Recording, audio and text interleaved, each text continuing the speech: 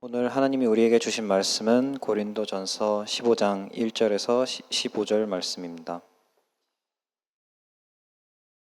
고린도전서 15장 1절에서 11절 말씀 봉독하겠습니다. 형제들아, 내가 너희에게 전한 복음을 너희에게 알게 하노니 이는 너희가 받은 것이요 또 그 가운데 선 것이라. 너희가 만일 내가 전한 그 말을 굳게 지키고 헛되이 믿지 아니하였으면 그로 말미암아 구원을 받으리라. 내가 받은 것을 먼저 너희에게 전하였노니 이는 성경대로 그리스도께서 우리 죄를 위하여 죽으시고 장사 지낸 바 되셨다가 성경대로 사흘 만에 다시 살아나사 게바에게 보이시고 후에 12 제자에게와 그 후에 500여 형제에게 일시에 보이셨나니 그 중에 지금까지 대다수는 살아있고 어떤 사람은 잠들었으며 그 후에 야고보에게 보이셨으며 그 후에 모든 사도에게와 맨 나중에 만삭되지 못하여 난 자 같은 내게도 보이셨느니라. 나는 사도 중에 가장 작은 자라. 나는 하나님의 교회를 박해하였으므로 사도라 칭함받기를 감당하지 못할 자니라. 그러나 내가 나된 것은 하나님의 은혜로 된 것이니 내게 주신 그의 은혜가 헛되지 아니하여 내가 모든 사도보다 더 많이 수고하였으나 내가 한 것이 아니요 오직 나와 함께 하신 하나님의 은혜로다. 그러므로 나나 그들이나 이같이 전파하매 너희도 이같이 믿었느니라. 아멘. 아멘. 오늘은 고린도전서 말씀을 가지고 부활주일이기 때문에 오늘 계속해서 부활의 의미에 대해서 함께 생각해 보고자 합니다. 오늘 고린도전서 15장에서 예수님의 부활이 확실하다라고 하는 것을 이야기하시면서 사도 바울은 성경대로라고 하는 말을 2번이나 사용합니다. 성경대로 죽으시고 또 성경대로 사흘 만에 살아나사 이렇게 말씀하시죠. 그러니까 예수님의 죽음과 부활을 성경대로라고 강조하고 있으신 거예요. 왜 이렇게 강조하는 걸까요? 당시 유대인들이 원했던 메시아, 그들이 기대했던 예수님의 모습은 성경의 모습과는 좀 동떨어져 있었죠. 사실 그들은 성경에서 말씀하고 있는 분이 아니라 자신들의 삶 속에서 결핍된 것들을 메시아라고 하는 그분에게 투영시켜서 그래서 그분에게 기대했던 거죠. 예를 들자면 그들이 로마의 식민지가 되어서 고통받고 있었으니까 오실 메시아는 우리를 로마의 압제에서 구원해 주시는 분이었으면 좋겠다.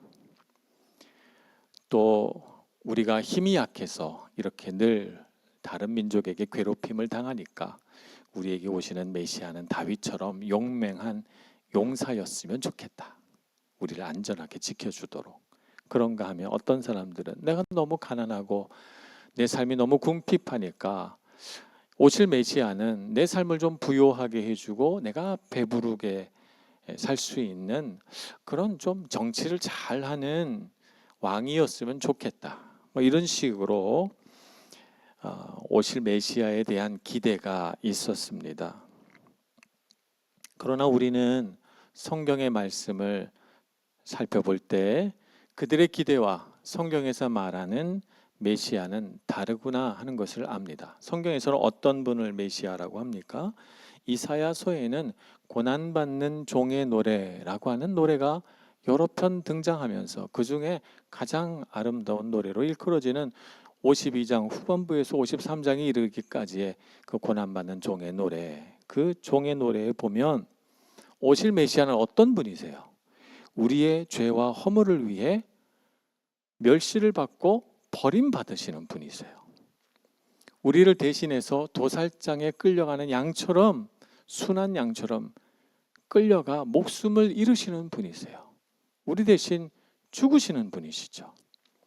그에게는 튼튼한 육체라든가 용맹한 용사의 어떤 용기라든가 이런 것들이 있지 않으세요.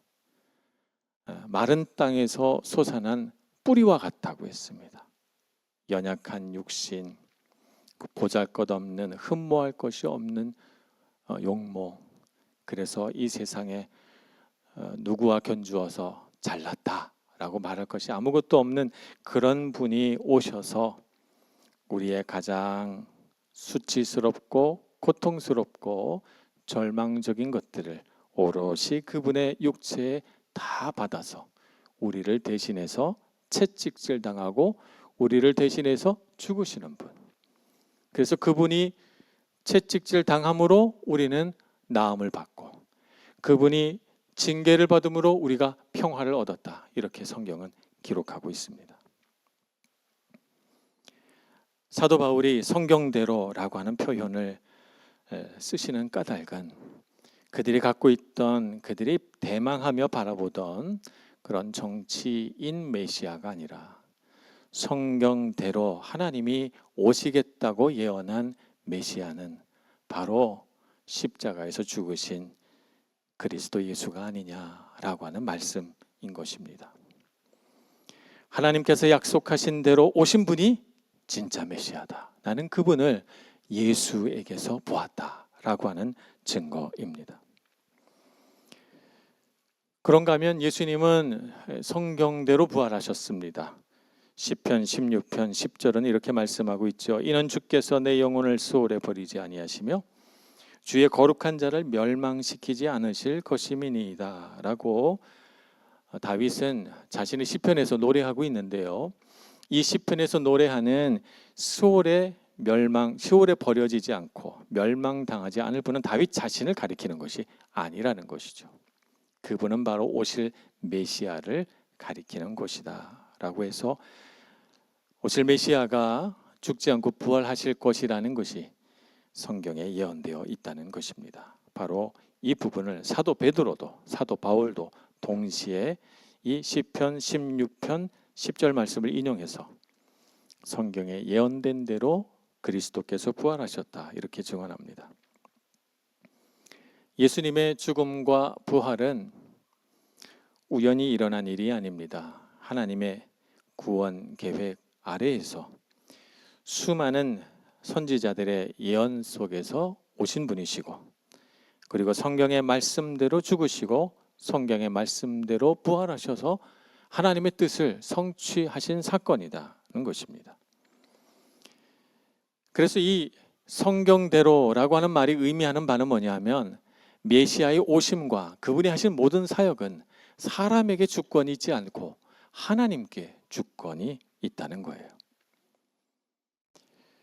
태초부터 시작된 하나님의 구원 계획이 마침내 예수 그리스도를 통해서 완성되었고 그 모든 섭리는 그 과정 중에 물론 사람들이 개입해서 이렇게 저렇게 하나님의 계획을 자기가 원하는 대로 움직여보고 바꿔보고 다르게 해보려고 애를 썼지만 결국 모든 일들이 다 되어지고 보니까 주권이 사람에게 있지 않더라는 거예요. 하나님께 있더라는 것이죠. 그래서 사도 바울은 성경대로라고 하는 말을 반복하면서 부활이라고 하는 것이 어떤 개인의 바램과 소망에 따라서 이루어진 것이 아니라 부활이라고 하는 것이 어떤 개인의 신비한 체험으로 고백되는 것이 아니라 인류 역사를 향한 하나님의 오래된 약속에 근거한 것이고 그래서 그 약속이 마침내 하나님의 아들 예수 그리스도라고 하는 그분이 우리 인간의 역사 가운데 오셔서 성취된 사건이다 라고 우리에게 말씀하고 있는 것입니다. 하나님은 계획하시고 아버지 되신 하나님은 계획하시고 아들 되신 예수님은 그 약속된 계획을 하나님의 계획을 성취하시고 하나님은 청사진을 그리시고 아들 예수는 이 땅에 내려오셔서 그 청사진대로 이루시고 그래서 아버지와 아들이 완벽하게 인간을 위한 구원 역사를 일으켜 내신 것입니다. 하나님의 계획은 반드시 이루어지고 하나님의 뜻은 반드시 성취됩니다. 그래서 하나님의 말씀에는 능력이 있습니다. 하나님께서 말씀하시면 그 말씀은 하나님의 계획에서 흘러나온 것이고 그 하나님의 계획에서 흘러나온 하나님의 말씀은 능력이 있어서 반드시 이루어진다는 거예요. 우리가 이 사실을 잊지 말고 꼭 우리 마음에 품고 살아야 합니다. 하나님께서 아브라함에게 약속하셨습니다. 내가 너에게 아들을 주겠다. 오랜 시간이 걸렸습니다. 많은 시간이 걸려 99세가 되어서야 아들이 잉태가 되죠. 그리고 100세의 아들을 낳습니다. 그 과정에서 그는 하나님을 신뢰하지 못해서 자기 여종에게서 아들을 낳기도 합니다. 그래서 이스마일이라는 이름을 주었지만 하나님이 이 아들은 내가 너에게 약속한 아들이 아니라 하고 인간이 만든 아들인 것이죠. 하나님이 주시고자 하는 아들은 사라의 몸에서 태어날 거라고 분명하게 선언하십니다. 하나님의 계획은 반드시 성취됩니다. 그것을 믿지 못하는 인간은 그 과정 중에 갈등하고 번민하고 의심하고 갈팡질팡하기도 하지만 하나님은 말씀하신 것은 반드시 이루십니다. 하나님은 다윗에게 기름을 붓습니다. 사울 왕이 섯을 시퍼렇게 살아있을 때 사울 왕을 이어서 너가 왕이 될 거야 기름을 붓지만 소년 다윗은 그 이후로 10수년간 온갖 고통을 다 받습니다. 절대 이 사람은 왕이 될 수 없을 것 같은 환경과 상황 속으로 내몰립니다. 미친 척 미치광이의 흉내를 내고 가족과 아이들이 붙잡혀가는 시련을 겪고 온갖 어려움 속에서 광야를 헤쳐다니며 동굴에 숨기도 하고 작은 샘물 속에서 간신히 오늘 하루 살아갈 물을 얻기도 하고 수많은 시련을 겪으면서 사람들이 다윗이 왕이 될까 의심했지만 다윗은 믿었습니다. 나를 기름 부어 세우신 분은 하나님이시고 하나님이 말씀하신 것은 반드시 이루어진다. 그는 믿었습니다. 그래서 어떻게 됐습니까? 왕이 되었습니다. 이스라엘 역사상 가장 위대한 왕, 정말 믿음 있는 왕이 세워져 이스라엘 백성이 지금까지도 사랑하고 존경하는 왕이 되었죠. 이스라엘이 패망할 때 하나님은 예레미야 선지자에게 말씀하십니다. 내가 70년이 경과하면 이 땅으로 돌아오게 하리라. 나라가 멸망하고 예루살렘 성벽이 무너지고 많은 사람들이 죽임을 당하고 포로로 끌려가는 그 마당에 70년 후에 포로에서 돌아온다는 게 무슨 의미가 있을까? 사람들은 예레미야의 말을 귓등으로 흘려들었습니다. 그런데 어느 날 다니엘은 하나님의 말씀을 펴놓고 읽다가 예레미야 선지자의 말씀을 봅니다. 하나님의 말씀이 이루어지겠구나. 주님 앞에 무릎 꿇고 기도합니다. 내가 이제 주님의 비밀을 깨달았습니다. 이제 70년이 경과하면 우리를 보내주시겠지요. 그는 꿈꾸고 비전을 가지고 그 고독한 이방인의 삶을 계속해서 용기 있게 믿음으로 살아나갑니다. 그리고 마침내 페르시아 고레스 왕 때 그들은 정말 70년 만에 이스라엘 땅으로 돌아오게 되죠. 하나님의 말씀은 능력이 있습니다. 하나님께서 약속하신 것은 반드시 이루어집니다. 오늘날 우리가 하나님의 말씀을 붙들고 살아갑니다. 여러분, 하나님의 말씀을 붙들고 살아갈 때 이 말씀을 붙드는 것은 우리의 의지가 아닙니다. 내가 원해서, 내가 소원해서 내가 이 말씀을 가지고 나의 생각과 의식을 조작하는 것이 아닙니다. 우리가 이 말씀을 붙드는 이유는 무엇입니까? 하나님은 반드시 하나님의 계획을 이루시는 분이시고 하나님은 그 계획 하에서 말씀하신 것은 반드시 이루시는 분이라는 확신이 있기 때문입니다.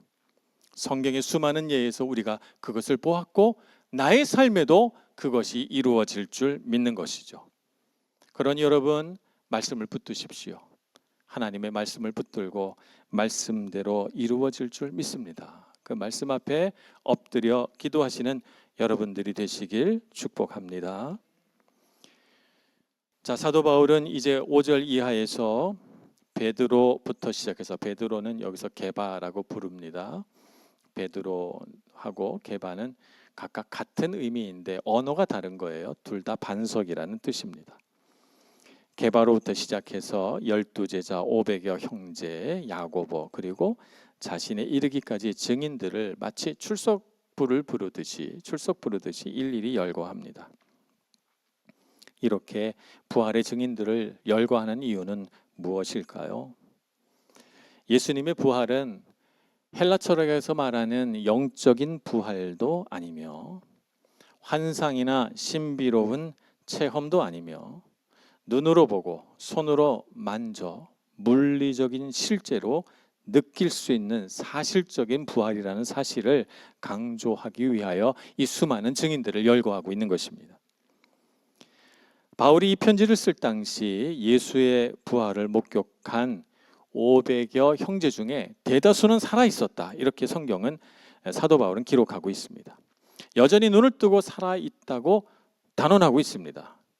그래서 이 말씀을 쓰면서 고린도 전서가 읽혀질 당시 소아시아 세계 여러 사람들에게 만약 못 믿겠다면 당장 그들에게 가서 그들에게 물어보라는 듯이 당당하고 자신감 넘치게 예수님의 부활에 대하여 말씀하고 있는 것입니다. 물론 예수님의 부활을 경험한 사람들은 다 저마다 성격이 달랐습니다. 베드로와 야고보가 달랐고 야고보와 바울이 달랐고 서로의 성격, 서로의 기질, 서로의 사역하는 방식, 그들이 가지고 있는 영적인 관점도 달랐습니다만 그들에게 있어서 유일한 공동점은 무엇입니까? 부활하신 예수님을 만났다는 사실입니다. 부활의 목격자라는 것이 동일합니다. 그래서 오늘 11절 말씀에 이렇게 말씀합니다. 나나 그들이나 이같이 전파하매 너희도 이같이 믿었느니라. 그들의 모든 사역과 그들의 신앙의 모든 기반이 예수 그리스도의 부활에 기초하고 있다고 말씀하는 것이죠. 부활신앙이라고 하는 것이 어떤 특정인의 주장이나 경험이 아닌 우리 모든 믿는 자들의 고백이며 우리 교회의 공통된 기초라고 하는 것을 말씀하고 있는 것입니다. 증인들의 면면을 살펴보면 부활의 능력이라고 하는 것이 얼마나 엄청난가 하는 것을 알 수가 있습니다. 베드로는 어떤 사람입니까? 베드로는 다혈질의 성격을 가지고 있는 사람입니다. 다혈질이면서도 그 마음 안이 여리고 섬세합니다. 그래서 겉으로는 허세를 부리지만 두려움을 감추고 있는 사람이에요. 그래서 예수님 앞에서 내가 주를 위하여 죽는 데까지 가겠습니다 라고 했지만 당신이 예수의 제자죠 라고 물었을 때 두려워하며 뒷걸음질치고 아니라고 부인하는 그런 성격의 소유자입니다. 그러나 그 여린 심성에 예수님의 이름을 부인했다는 것이 너무너무 아프게 와닿아서 그 마음속에 깊이 깊이 회개하고 다시는 주님을 부인하지 않겠노라고 다짐하여 통곡하고 난 후에 예수님의 부활을 목격한 베드로는 전혀 다른 사람이 됩니다. 그 다혈질적인 성격이 그의 마음 가운데 있는 그 섬세한 마음들이 복음을 전파하는데 정말 능력 있게 쓰여지는 것을 보게 됩니다. 야고보는 어떻습니까? 야고보는 예수님의 동생 야고보입니다. 예수님의 동생 순서의 이름을 보면 야고보가 제일 처음에 있으니까 야고보는 예수님 바로 다음에 태어난 동생입니다. 공생의 기간 동안 그는 형을 믿지 않습니다. 우리 형이 미쳤구나 그렇게 생각해서 예수님이 사역하고 있는 도중에 와서 데려가려고도 합니다. 그는 예수님을 믿지 않았습니다. 그런데 이 부활하신 예수님을 만나고 이 고집스럽고 자기 의식이 강한 사람, 자기가 눈으로 보고 자기가 손으로 만져야만 믿는 이 야고보가 변화되게 됩니다.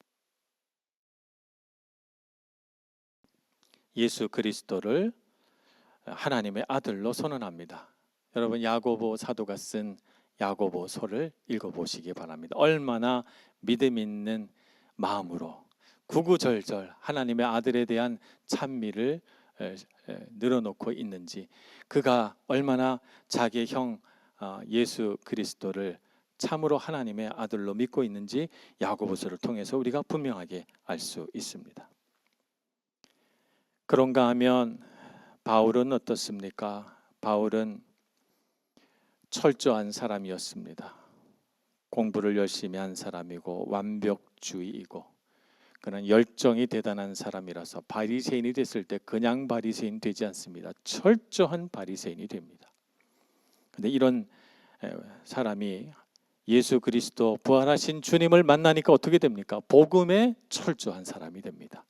열정이 가득한 사람이 돼서 그는 하나님의 말씀을 연구하고 연구한 말씀으로 많은 교회를 세워 그 교회가 든든히 서 가도록 돕죠.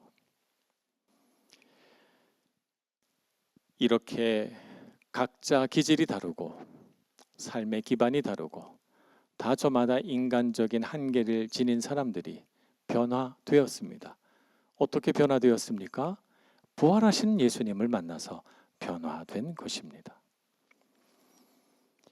연약하고 믿음 없고 고집스럽고 완벽주의 성격을 가진 이 각양각색의 사람들이 예수님의 증인이 되어 목숨을 걸고 복음을 전하는 것은 부활하신 예수님을 만나지 않고는 절대로 이 현상을 설명할 수 없는 것입니다. 예수님의 부활은 사람을 이렇게 변화시키는 능력을 가지고 있습니다. 바울은 자신을 제일 마지막에 배치해 놓음으로써 교회를 박해하던 자신과 같은 사람조차 부활의 증인으로 사용하시는 하나님의 놀라운 은혜에 대하여 설명하고 있습니다. 자격 없는 자, 예수님 앞에 부름받을 자격이 조금도 없는 자를 부활의 증인으로 살게 하시는 하나님의 놀라운 선택과 그분의 은혜에 대하여 드러내고 있는 것이죠. 그래서 부활을 목격한 사람들의 명단, 사도 베드로부터 시작해서 500여 형제와 야고보와 마침내 사도 바울에 이르기까지 그 모든 사람들의 목록은 어떤 목록입니까? 은혜 받은 자들의 목록이기도 합니다. 사도 바울은 갈라디아서 2장 20절에서 이렇게 고백합니다. 내가 그리스도와 함께 십자가에 못 박혔나니 그런즉 이제는 내가 사는 것이 아니요 오직 내 안에 그리스도께서 사시는 것이라. 부활하신 예수님이 자기의 가슴에 있다고 고백하는 것이죠. 내가 이제 육체 가운데 사는 것은 내가 사는 것이 아니요 오직 나를 사랑하사 나를 위하여 자기 자신을 버리신 하나님의 아들을 믿는 믿음 안에서 사는 것이라고 분명하게 고백합니다. 부활하신 예수님은 사도 바울의 마음속에 영원토록 살아있고 그 부활의 증인된 그의 삶은 하나님 앞에 아름답고 영롱하게 쓰임받았던 것입니다. 부활하신 주님 어디에 있습니까? 우리 가슴에 살아 있습니다. 여러분의 가슴 속에 살아 계십니다. 그러니 여러분 부활하신 주님을 붙들고 변화된 인생을 살아가시길 축복합니다. 제가 주님을 처음 만났을 때 저도 머리로만 주님을 믿었기 때문에 제가 주님을 처음 인격적으로 만났을 때도 내게 일어난 현상이 어떤 현상인지 잘 이해하지 못했습니다. 왜 가만히 있는데 기쁘고 왜 이렇게 예배 드릴 때 눈물이 나고 왜 찬양 가사는 다 내 삶을 다 표현하는 것 같을까? 왜 성경을 읽으면 전에는 아무 감동도 없던 구절까지 나로 하여금 눈물 흘리게 하는 것일까? 왜 그렇습니까? 부활하신 주님을 만났으니까. 그 부활의 주님이 우리에게 준 능력이요 변화인 것입니다. 나를 고집스럽게 믿고 나를 고집스럽게 끌고 가던 내 모든 인간적인 힘들이 죽고 예수 그리스도께서 내 안에 사셔서 내 안에서 움직여 가시니까 눈물이 솟고 그분을 따라 살고 싶고 예배하고 싶고 찬양하고 싶게 되는 것입니다. 부활하신 주님이 우리 안에 있기를 소망합니다. 예수님의 부활은 단순히 죽은 자가 살아난 기적이 아니라 한 인간을 완전히 바꾸는 살아있는 존재, 살아있는 우리 사람을 예수 그리스도의 사람으로 완전히 탈바꿈시키는 기적의 역사인 것입니다. 예수 믿는 자들을 잡아 감옥에 가두고 매를 맞게 했던 사울이라는 사람이 예수를 위해 목숨을 거는 바울이 되도록 바꾸어가는 하나님의 은혜입니다. 과거 박해자였던 자신의 모습을 너무나 잘 기억하고 있기 때문에 사도 바울은 현재 변화된 모습에서 자기의 공로를 조금도 찾을 수가 없습니다. 그래서 지금 내가 나된 것은 오직 예수님의 부활을 통한 하나님의 은혜일 뿐이라고 표현하고 있는 것이죠. 바울에게 부어진 하나님의 은혜는 그를 놀랍게 변화시켜서 그로 하여금 모든 사도보다 더 많이 수고하게 만들었으나 그러나 그가 그렇게 한 것은 자기가 한 것이 아니라 하나님의 은혜라고 고백합니다. 예수 그리스도 부활하신 주님이 자기 마음속에 있어서 바울이 바울답게 살게 만들고 그가 온갖 시련 속에서도 치열하게 살도록 만드는 힘이 되었다는 것입니다. 하나님의 은혜가 예수 그리스도의 부활이 그분을 완전히 바꾸어 냅니다. 인간적인 한계를 넘어서게 하고 그의 삶의 울타리를 뛰어넘게 하고 자신에게 주어진 어떤 고난도 극복하게 하는 힘이 되었던 것이죠.